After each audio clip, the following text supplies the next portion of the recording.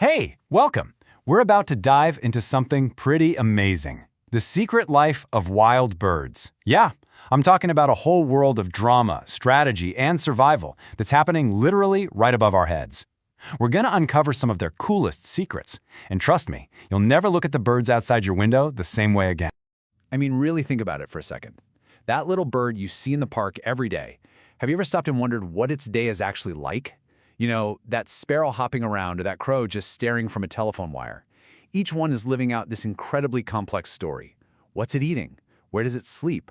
What are all those chirps about? It's this whole world, just hiding in plain sight. So that's exactly where we're gonna start. Because you don't need to go on some big safari to find amazing wildlife. Nope, there's a surprisingly complex world just thriving in our own neighborhoods, full of characters we probably see every single day. And I'm talking about even the most common birds, like your sparrows and pigeons. These guys are absolute masters of survival. Each species has its own special toolkit, right? A unique body, a specific diet, a different way of raising its family. They even have these complex social structures. So they aren't just a bunch of random birds. They're individuals, and they're navigating a pretty structured society. Okay, so how do we even begin to understand all these different stories? Well, believe it or not, one of the best places to start is right on their face, the beak. A bird's beak tells you almost everything you need to know about its personal strategy for survival. See, a beak is so much more than just a mouth. It's like a bird's personal, natural multi-tool, perfectly shaped for whatever job it needs to do. The shape is a dead giveaway for what it eats and how it gets its food. It's basically nature's version of the perfect toolkit. Okay, let's look at a few examples. You've got the sparrow, right? Its short, sturdy beak is like a perfect little nutcracker, just for seeds. Then there's the woodpecker. Its beak is basically a long, sharp chisel for hammering into wood to get at insects. And what about the wren?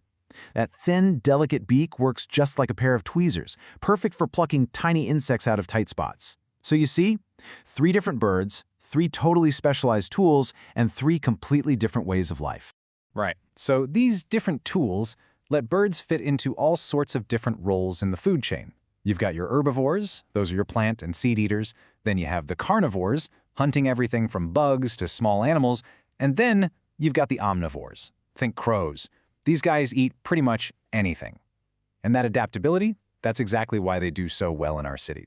But all these survival strategies, finding food, staying safe, it all leads up to what is probably the most dramatic part of a bird's life, the mission to raise a family. And let me tell you, this is no simple thing. It's like a miniature epic, packed with courtship, incredible engineering, and some seriously fierce protection. It all follows this really precise cycle, you know? First, finding a mate. Then, building the nest, laying and incubating the eggs, and finally, raising those chicks until they're ready to fly. I mean, that nest-building part alone is just, wow. It's an incredible feat of engineering.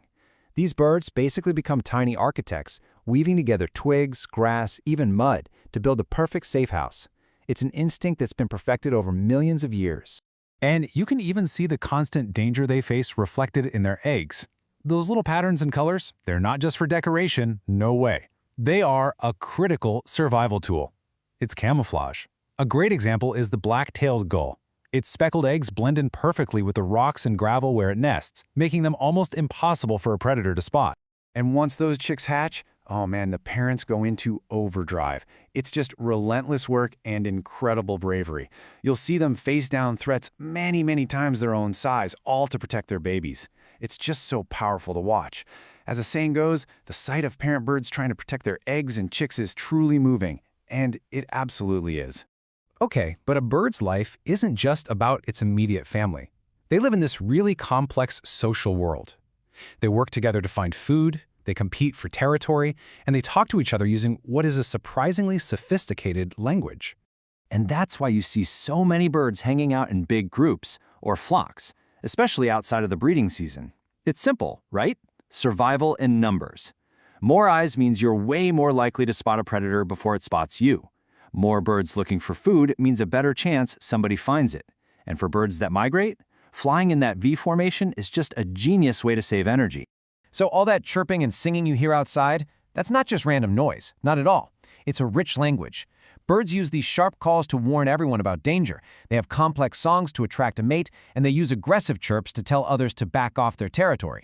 And get this, what's really incredible is that scientists are now using AI to analyze all these sounds, and they're starting to actually decode the language of birds. So after all that, what does this all mean for you? Well, it means the next time you step outside, you're not just seeing birds anymore. You're seeing stories unfold. And now, you kind of have the keys to start reading them. Because once you understand what a certain beak is for, or why a nest is built just so, or what a particular call might mean, the world just becomes a much richer, more interesting place. Suddenly, a simple walk in the park isn't so simple anymore. It's a chance to witness something really amazing. So, next time you're outside, I really hope you just pause for a second and listen.